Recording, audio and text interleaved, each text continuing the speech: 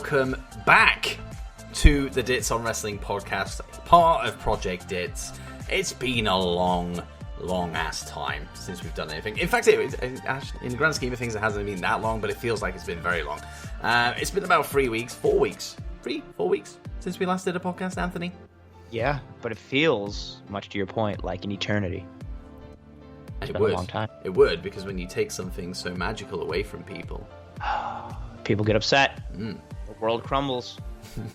And absence does indeed make the heart grow fonder. The heart wants it.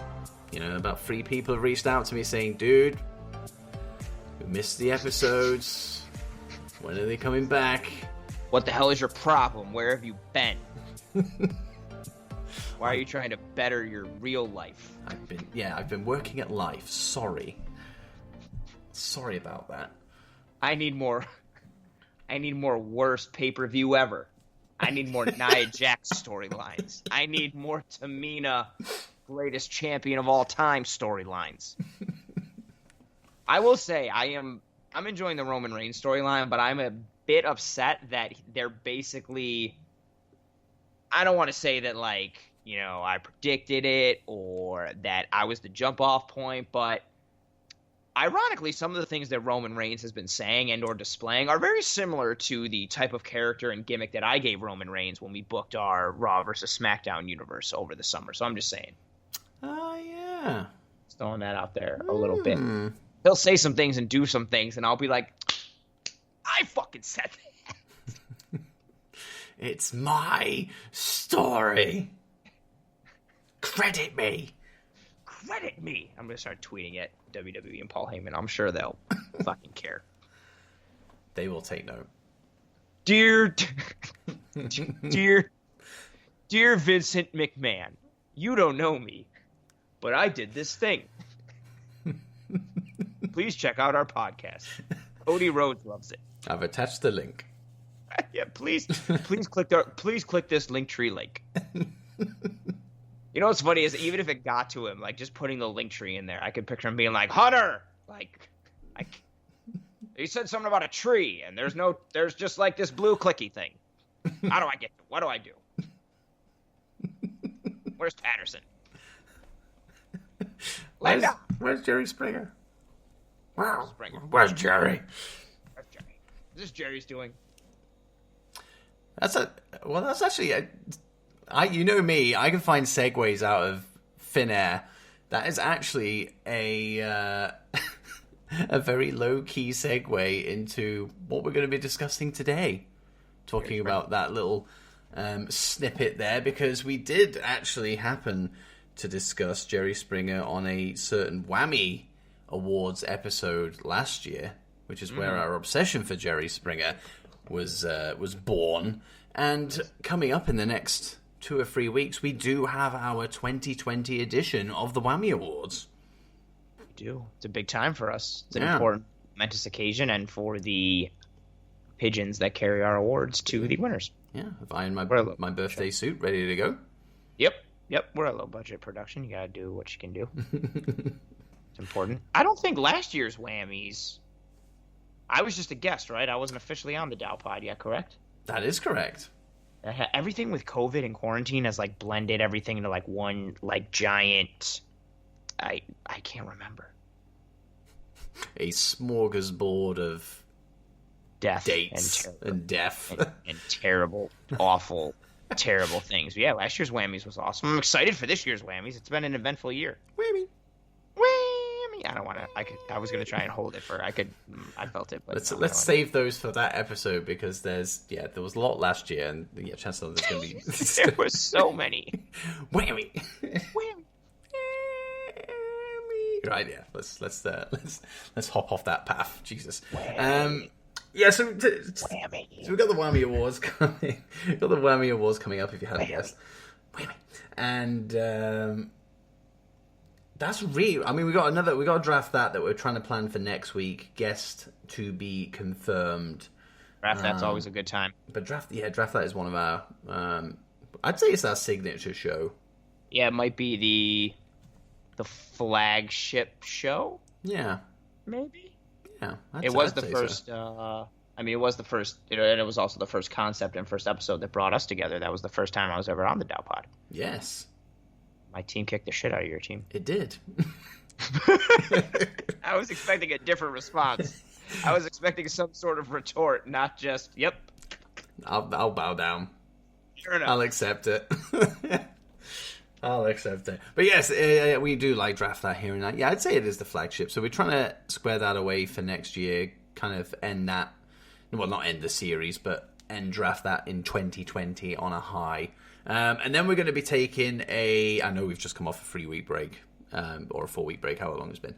But we are going to take another 3 or 4 weeks over the holiday period, because that's what we did last year. And I don't know, it's just nice to have a holiday off. Yeah, everybody likes a holiday off. So, but we do have some other things cooking in the fire that isn't DOWPOD related, but we are both tag teaming a new show, which has been kind of laying dormant within Project Dits since I first announced it a couple of months ago. Sleeping giant. It is. Dits and Pieces is the name of the show. So witty. So witty. Gets me every time. So clever. So clever. It's not as good as Noob Japan. Oh, Noob Japan.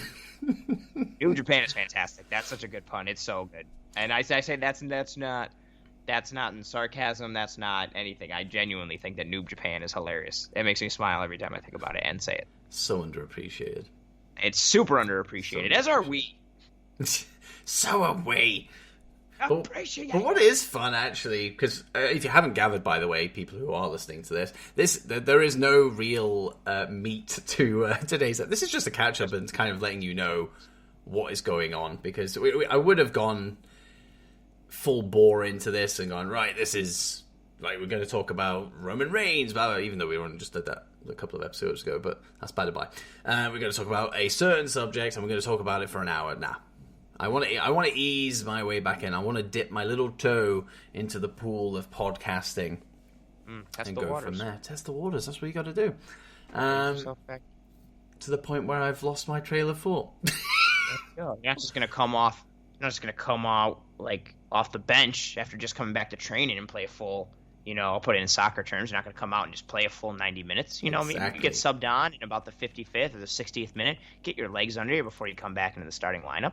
And that's what this episode is, to kind of bring it back to your train of thought. Just a little bit of a catch-up, what's been going on in the podcast world for us as you've updated, and what's going to happen in the future, and what we've been into, and what's been going on, and how things are going to kind of move forward a bit / catch up.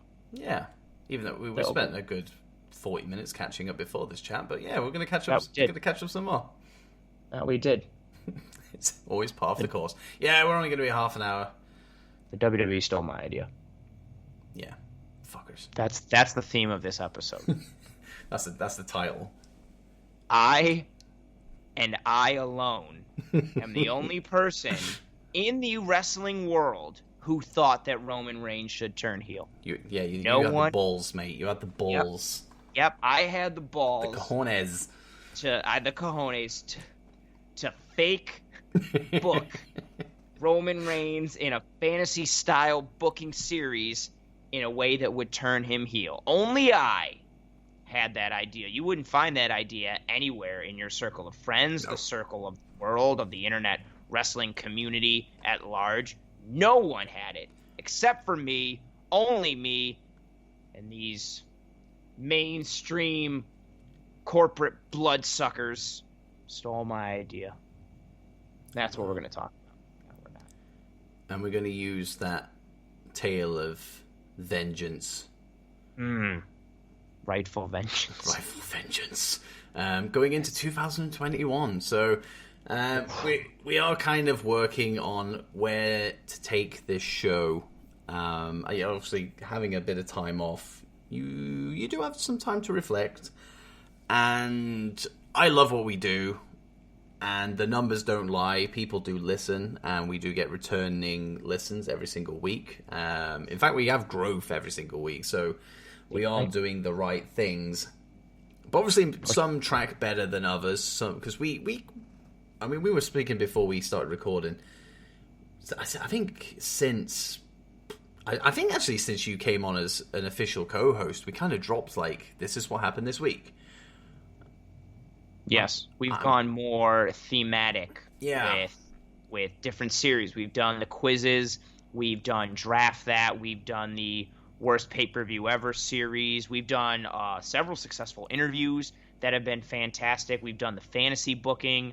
We've really dived into, and we really dove into a lot of versatile waters and really kind of hit almost anything and everything. Yeah. And I mean, I think a lot of it comes from your brain in terms of being like, hey, what if we did this week? And then I'm just kind of like, okay. And then we go with it, we run with it, we see what happens. And 100% of the time, everything that you've thrown out there has been a fun time. It's been a good time. We've gotten listens. We've gained traction with everything. But to your point, with everything that we hit, it does breed a bit of randomness and or instability as we go forward week to week and month to month. And that's what I want to change.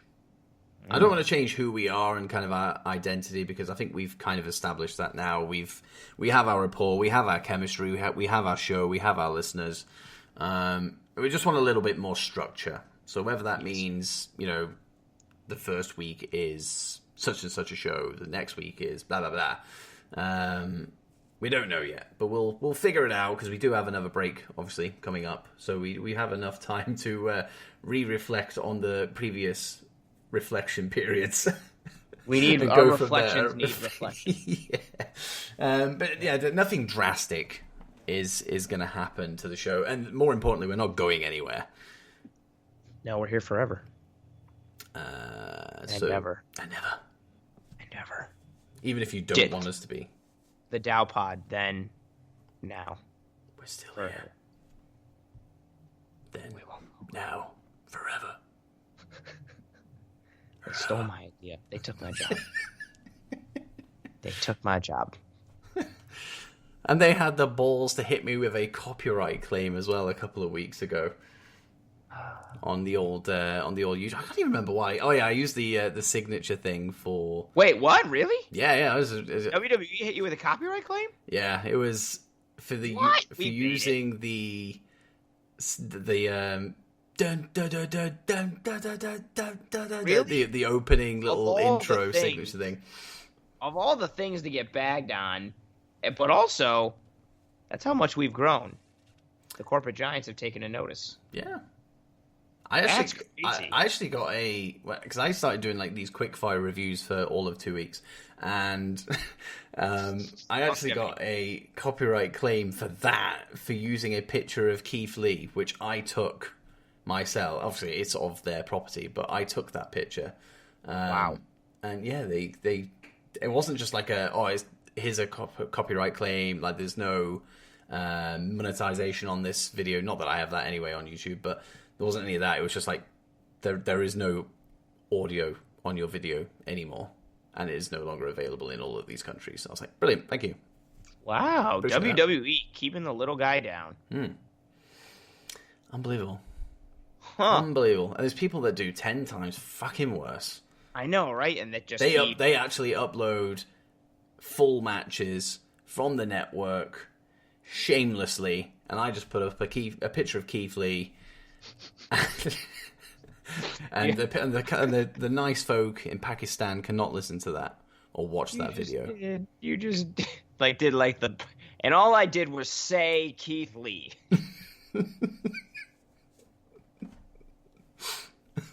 I didn't even say it. I just spelled it. All I did was say Shmeef Shmee, and I got hit. Wink, wink. Play. Yeah, keeping me down, man. Keeping me down. Yeah. Luckily, you don't have a Twitch stream. Twitch. I'm actually. You know what? I'm gonna plug my fucking Twitch. Because I've been doing it a lot. Yeah. They don't come for it like they did everyone else's. Yeah. Come get me. No, I'm a nobody in the realm of Twitch at the moment. But I'm 5 away from 50 followers. So if you are listening to this right now and that information is still accurate, then help me get to 50, please, because then that's a genuine 50. That's not like shilling out like, I'm doing this giveaway, so follow me and whatever. Those are 50 legit. That was what I wanted with Twitch. I didn't want it to be like Twitter, where I was follow training every single week on Fridays and Wednesdays, and just the follows rocketed, but it was like, who? They're not genuine. It's exactly. People following you just to follow, and there's no interaction. I'd say, because my Twitter account for Project Dits has 9,004 followers as of recording, and I would say a more accurate measure being anything away from follow trains and all that stuff, I'd say I'm probably around the 3,000 mark. That's probably where I should be. That's fair. I did the same. When I first started, when my Twitter account was a duo, and I was part of a couple different podcasts way back in the days. Yeah, that's how I think I initially came across you. So I guess there's some positivity to be spoken of for it. But yeah, those follow trains and things like that, it's literally just like, I want to build up like my follower account, and so this person followed me. Okay, that's the rules. Like, he followed me, I got to follow him, and you have all these people following you who aren't. Actually, I shouldn't say aren't going to engage with you, but there's a high probability that they will not engage with you, and they're just following you to get their follower numbers up. Yeah, it's a follow for a follow. It's hollow. There's no substance to it, and also it's like, it ends up being a bad look, because then when you're sending out, like, if you've got like 5,000 followers and then you're tweeting and you're getting like maybe 1 like or 2 likes, then it's like, okay, this person's like, their follower list is not legitimate. It's not people who are actually there for the content, and you're just bloating it, and it's not legitimate. And so, yeah, you want to stray away from that. Yeah, so that's what I've tried to do with Twitch this side round, and it's working. Everything is a genuine follow now, so it's good. I'm enjoying it. Something I've always wanted to do, and especially having these breaks away from the pod and just kind of being the mastermind of Project Dits without being actively involved within it. I can take a little bit of a step back and focus on the streaming side of things, but the mastermind. But it's good. So it's a project. It was twitch.tv/Project Dits. So go check that out if you haven't already. So it's good stuff, especially all the scary video games that he plays, and he gets scared because he's legitimately terrified. Oh yeah, like I did the Halo stream that I did for Halloween. Jeez, I don't think I could ever do that again. I've jumped so much in that. I think it was like a 4-hour stream. Oh my god! Like, yeah, I'm not doing that again. No, you were playing that one game with this is before Halloween. I think maybe during like September. It's that game with the creepy girl. Yeah. Emily Wants to Play. Yes. Yeah.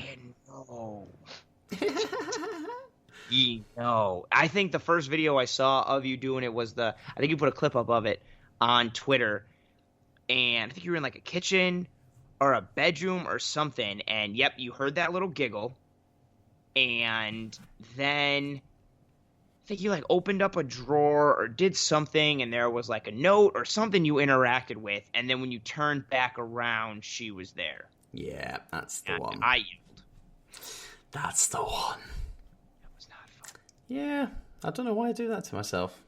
No, and you could tell that you were genuinely like, fuck, I don't want to keep doing this, but I... Like me. Yeah, there's no like, well, I'm done for the night. You're like, well, I have to continue. Please like me. But you can have all of that if you go and check out the Project Dits Twitch side of things. And I would actually love to incorporate wrestling into my Twitch channel as well at some point. So you never know. Maybe our new shake-up in January will involve that in some way. Nudge, nudge, wink, wink. Wink, wink, nudge, nudge, indeed. Yeah, and that is also a hint for something else. Nudge, nudge, wink, wink, say no more. Say no more, The Office. Just kidding. Excuse me? Excuse me. I've been just more sarcastic lately on Twitter, and people. It's like, granted, it's sports related, but people aren't picking up on it, and I'm getting people who are reaching out to be like, wait a minute, like, this already happened, and they're not picking up on it, so I had to say just kidding. So just in case someone was like, Wink, wink, nudge, nudge, say no more isn't from The Office. He doesn't know what he's talking about. He sucks. He didn't book Roman Reigns. Yes, he did. Yes, I was there. I was there. Yeah, I mean, I've taken a step back away from Twitter, actually. Not just, obviously, during this break that I've been on, but I'd say in the last 2 or 3 months, I don't post nearly as much as I used to. I think, honestly, all I do now is probably tweet for non-content creation-based stuff, like promotion. Yeah, I don't really use it anymore. I do. I mean, now that the Twitter website, so not the app, but like if you go, and I've told you this before, and this is how I like tweet successfully, because I don't do, when I'm out during the day at the day job, I'm not on Twitter. I don't engage. I've got my personal phone and my work phone, but my personal phone I don't really use during the day. Anyone who needs to get at me on my personal phone has my work phone, and I'm not doing Twitter on my work phone. And so the Twitter website allows you to schedule tweets to go out. So I schedule my tweets usually for the week or maybe like a couple days in advance for like episode promotion for different things. And then I'll tweet here and there during the night. I'm decently active in the evenings as I go through. But yeah, I have Twitter's always kind of like a decently toxic place. And then especially for me where I'm in the sports world in addition to the wrestling world. And so that's two very reactionary fan bases / like communities. And it can just get so just intense sometimes and not like in a good way. Yeah. And it's funny you should say that actually, because I've actually just figured out the moment that I stopped using Twitter as much as I did is when I actually went to Twitch. Because I think I kind of dabble in maybe 2 or 3 communities on there, and it is like the least toxic place that I've ever been on. I wouldn't say Twitch is social media, but I kind of guess it falls in that realm in some way. Yeah, that's fair. There is just there's no trolling, there's no negativity, and I've kind of just like moved towards that rather than Twitter. So I'll just sit on somebody's video, even if I'm not really paying that much attention to it. Like, I'll just sit in a chat and just talk to people because it's actually nice to be on the internet and not be fucking slagging each other off, or you going, I wasn't really keen on this game, and going, excuse me? I'm sorry, what? You don't like this fucking game? Well, you're a fucking cunt! Sorry, I dropped this. I never mean to drop the C-bomb on here, but that is genuinely what it freaking feels like. It's ridiculous. Yeah, there's so much toxicity on social media in general, but especially, within the Twitter realm. I've also gotten into, with the work I do for Cover One, there's also a Slack channel, which is like kind of like a chat app it's tied in through Cover One, and there's like premium access and all that stuff, and so all like the subscribers and followers interact with us through there, and that's something that I've been monitoring lately and trying to dive into a bit more, and I'm looking to get into more of that, and that is also like a more open, no, I shouldn't say open. I would say like kind of like how you're describing Twitch a little bit. It's more like welcoming and more just like honest conversation. Even if someone disagrees with you, it's not like just troll after troll or like all these thoughts and memes and reactions that are just so like condescending and jerky. It's just more genuine dialogue and debate for things, which you can still get on Twitter to a degree. And I think I'm lucky enough that a lot of my interaction and engagement base on Twitter, especially with what I've built up for my pod and the wrestling stuff as well. Like I get a decent amount of, I think I get a high amount of genuine interaction for things that I post and things that I do. But then I still see on my timeline just so much blah that makes you just want to be like, oh, like I don't need, like, and I have, that's also how I stay sane on Twitter. I've got lists of certain things, so like people I follow or content creators or just things that help me navigate Twitter. I have those lists set up, so I'll only see tweets that those Twitter accounts either post or they like or they retweet. So I don't even go, like my main feed or like the main timeline I don't even do that often. Normally, I'm just in like the different lists that I have, so I only see so I filtered down to like roughly the actual stuff that I want to see that isn't like, oh, you liked, Roman Reigns, and this person talked about how awful Roman Reigns is, so now it's on your timeline. It's like, no, I don't want to see that. I'm going to go to my list. And so I've tried to curate that a little bit, because whether it was due to all the terrible things that happen in the wrestling community, or people being in quarantine, or just people kind of losing their minds combined with just general communities and humanity being terrible, yeah, it got real dark for a while. And I was just kind of like, another moment for me too with Twitter was, and it didn't even happen to me, I caught your tweet a couple days after it happened when you tweeted whatever you tweeted, that thing, I think it was with Naomi and Lacey Evans, and it wasn't negative towards Naomi at all. And Naomi responded in a not negative way also, and your tweet blew up, and there were just so many people cussing you out. And I don't mean cussing in terms of like a euphemism. I mean like literally swearing at you and calling you all these things for something you didn't even do. That how could you, post this of her, and you're horrible, and this is terrible, and you were like, all you did was post a botch and comment on it. You didn't say either person was terrible. You didn't say either person was a joke. You didn't say anything bad. It was literally just like, oh man, like what a botch on this. And Naomi responded. But to be fair, the actual comment was what I was just quoting Michael Cole because he was just like, what the hell was that? And I literally just put, what the hell was that? I'm just quoting Michael fucking Cole. You put it in quotes to show that you were quoting what was in the video. It was just a general comment. It wasn't any additional, this person sucks or this person's terrible. Yeah. But people saw what they wanted to see and read what they wanted to read. Oh, and then once Naomi responded to you, then more people came. They're like, oh, like, what a class act she was responding to you. You didn't deserve such a nice answer. She should have roasted you, this and that. And I was just like, oh, my God, like, he didn't even do anything. And I even, because I responded to that reply, and I was just like, I can't remember what I said. It wasn't something, like, negative. It was just like, that's, like, a humble way to react to this, blah, blah, blah. This way. And then people are like, oh, you changed your tune. I was like, I didn't have a tune in the first place, you Look, it's you switch dumbass. Up once she called you out. And you were like, well, she didn't call me out, and this wasn't the tune the whole time. Yeah, I had my time in the spotlight for all of a week and a half. That tweet blew up. That was intense. Yeah, I was on, like, I'm not saying news outlet. I was on CNN. No, but I was on like loads of websites like that. Like it was all to do that tweet. I was like, oh shit. Yeah. And then I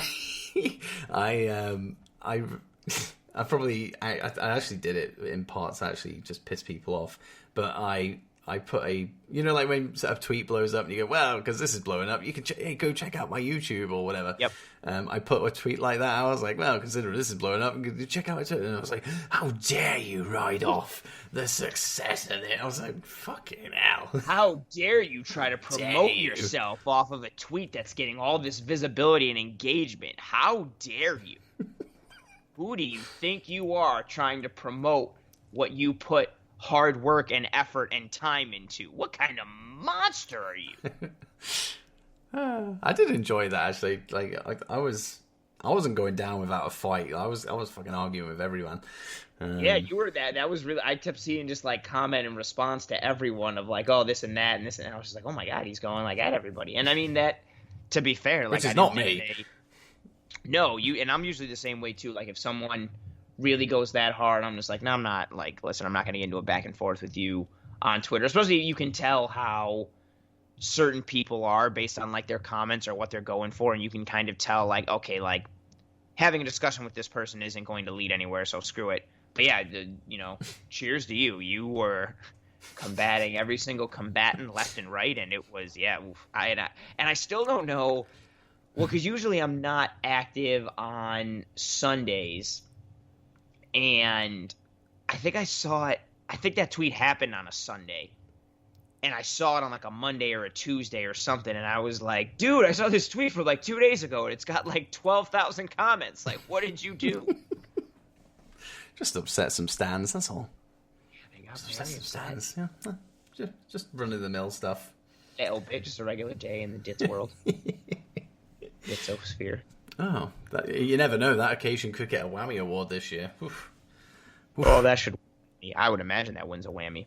Tweet of the year, right there. Tweet of the year. Now, we've done exactly what I knew we would do. And because I said, oh, yeah, we'll only talk 15, 20 minutes. It's been half an hour. But I don't want people to go away empty-handed without that much wrestling talk. They know. Let's fill their hands. They know what to expect for the rest of the year. They know kind of what we want to achieve in 2020. But in the last couple of weeks since we've recorded an episode, like, have you been keeping up with wrestling, or has it just kind of been a background thing? No, I keep up with my baby and my pride and joy, New Japan. Yes. So there's that. And I've been keeping up with AEW, as I am one to do. And I've been keeping up with NXT. They've picked up things a bit. I'm enjoying the whole Pat McAfee for the brand feud. I'm excited for War Games and all of that.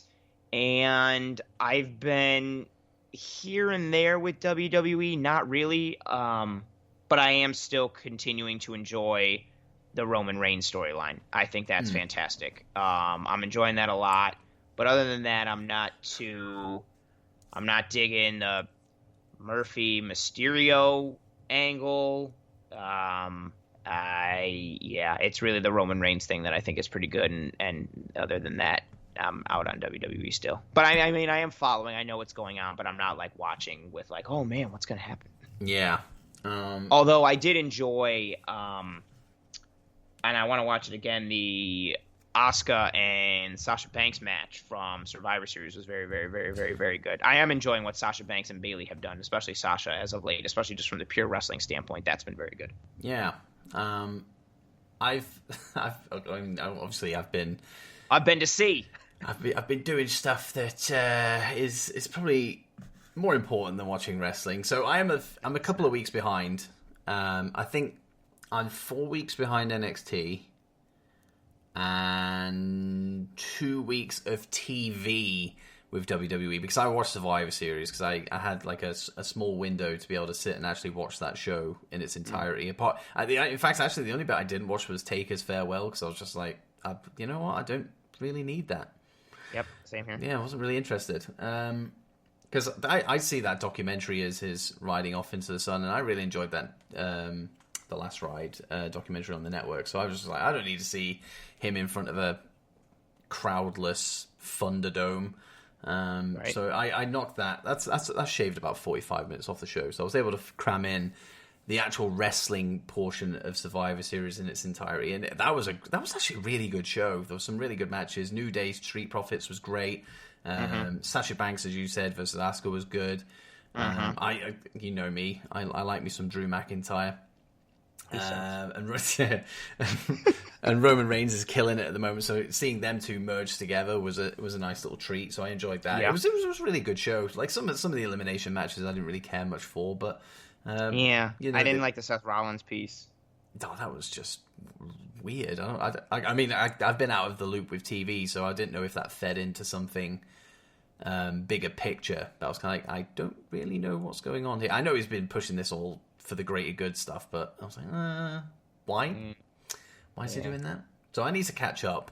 And obviously, if I'm behind on WWE, that means I'm behind on everything else. So AEW, I have no idea what's going on. New Japan, I was hoping to be able to get into that over that 3-week period because I had nothing better to do in the evenings. But the phone signal was so bad that out in the middle of the ocean, I was unable to do so. So, so I've got a lot of wrestling to catch up on. There's a lot of wrestling for you to catch up on, especially from the New Japan side of things. And it's only going to intensify as we get closer to Wrestle Kingdom on January 4th for New Japan. And Royal Rumble is around the corner. And again, I mentioned War Games with NXT. And AEW's got the Kenny Omega, John Moxley title match coming up. There's a lot going on in all the promotions. Ooh, and that's not even including Impact and MLW, which I know you don't watch. And I don't really either. But there's a lot of wrestling going on. Need to catch up. But I'm still very much in it. You know, I know a lot of people are switching off of wrestling, losing their interest and all that kind of stuff. But for me, it's if there's a certain bit of wrestling that I'm not enjoying, I will just go and find a different promotion, because I feel there's enough out there where it feels different. Something can be reignited. When I started watching New Japan, that reignited some stuff in me. So literally just switch onto a different promotion. Even if it's just something completely fucking random, just go boom, YouTube, wrestling, whatever comes up. Oh, I enjoyed that. And then suddenly you're back in it again. It doesn't really take that much. So if there's one promotion that isn't really doing it for you, like there's plenty of others. And and that's the right attitude to have. I feel like so many people get caught up in like, well, I like this, so screw the others, and I like AEW, so WWE sucks. No, you can watch all of them and enjoy all of them. Mm-hmm. And exactly to your point, if one of them is disappointing you, feel free to change the channel or watch another one, and you can keep going to multiple things until you find something that you enjoy. How fun. How fun, wrestling community. Yeah. So shut up. With your stupid crap.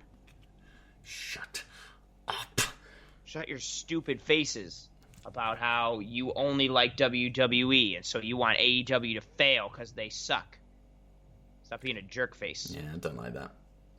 I've never gotten that. I don't know if it's maybe because and see, you would be more prone to that than me because you were raised and grew up in WWE Attitude Era, and that was your wrestling. So if anyone could be like more prone to that, it could be you, because you've been, as you've stated, like indoctrinated into the WWE way of wrestling. Yeah. So if anyone was going to be turned off by anything not WWE, it would be you. But you have the exact right open mindset and attitude when it comes to it. I think I'm a little not skewed, but I grew up with like watching WWF and WCW and ECW, so I was never – WWF was probably my number one, but I didn't shy away from other promotions, and I didn't let my love of Bret Hart think that, well, I love Bret Hart, so Sting sucks. I wasn't I had some friends like that who would be Sting does the same move as Bret Hart, but he calls it the Scorpion Deathlock. He sucks. What a copycat. And I was like, they're both good. You're like, no, Sting sucks. And I was like, all right. You be you. You do you. Yeah. I don't know why these other first graders I'm talking to are so angry about Sting. Fuck Sting! I'm like, wow, the first grade is intense. I had the right. You've been transported into the realm of the wrestling community in 2020. I fucking hate Sting! Fuck We're him. going to gym right now. Why are you so angry? I'm just trying to play with some sand. Leave me alone. Yeah, I'm just trying to play in this sandbox. Could you please stop talking about Sting? I get it. You don't like him. Please leave me alone. I don't even know your name. Yeah, it's definitely the best way to be. Just be open-minded when it comes to wrestling, because then you have a problem-free life. Simple as that. But Anthony, it's been really good catching up with you. I've missed you. Missed you as well. I felt lost without my captain. I've been lost at sea while you've been at actual sea. But no, it's good to be back. It's good to be back in a rhythm. Like we've said, this episode is just a catch up and just this is what's happening. But next week we will have Draft That, and just keep an eye on the socials of from Project Dits, at Project Dits on Twitter, and the likelihood is halfway through the week you'll know exactly who the guest is going to be. But we'll keep you in the loop and let you know. But we want it to be a good one to close out the year for Draft That. So the guest may or may not rhyme with Broman brains. I wonder who it could be.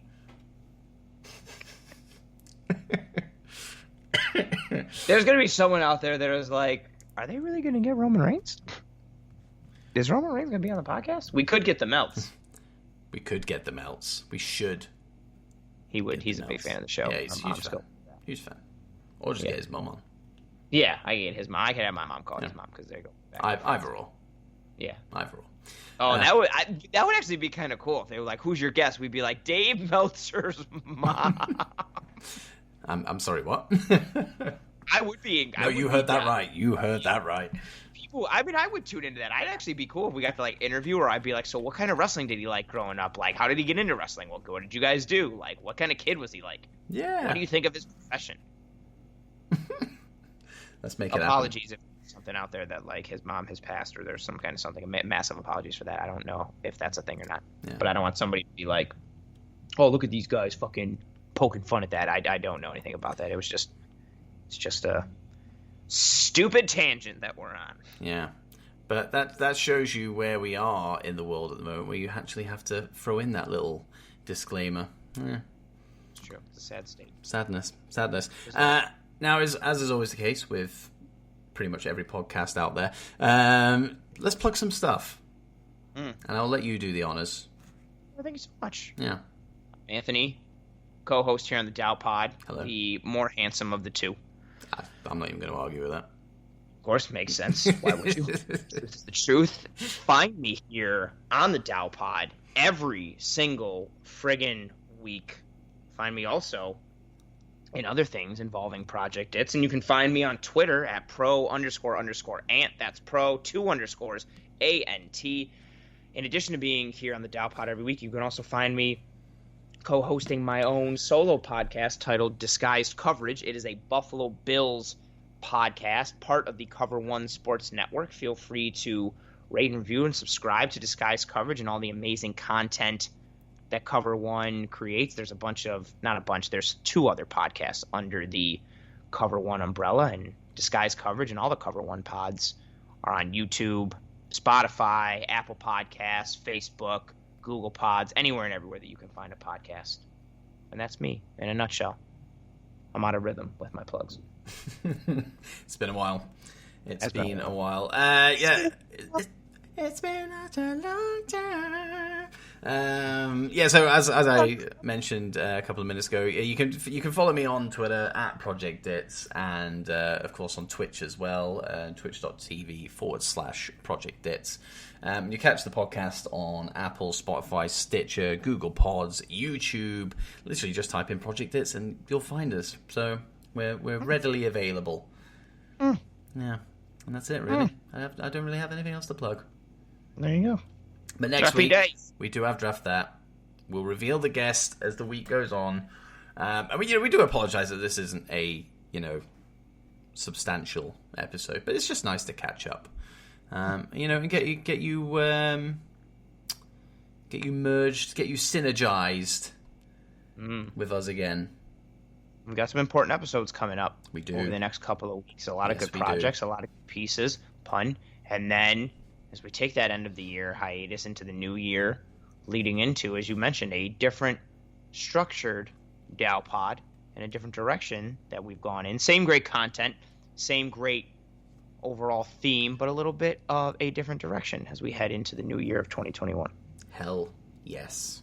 Hell yes. Hell yes. And if you've forgotten in our little short absence, it is tradition here on the DOWPOD that Anthony will close the show because I open it. So always wise words of wisdom every single week. And let's see what Anthony has to say this time. Take it. I've thought about this for a while, and especially knowing that this would be our return episode, and there's been so much that has happened, and I wanted this conclusion, this outro, to be as profound as possible and as heartfelt and as deep as possible. I didn't want to get too preachy or get up on a soapbox or anything, so please bear with me. I wrote this down. This is something that I've honestly been, poring over and studying for the last several weeks in anticipation of this. So, goodbye.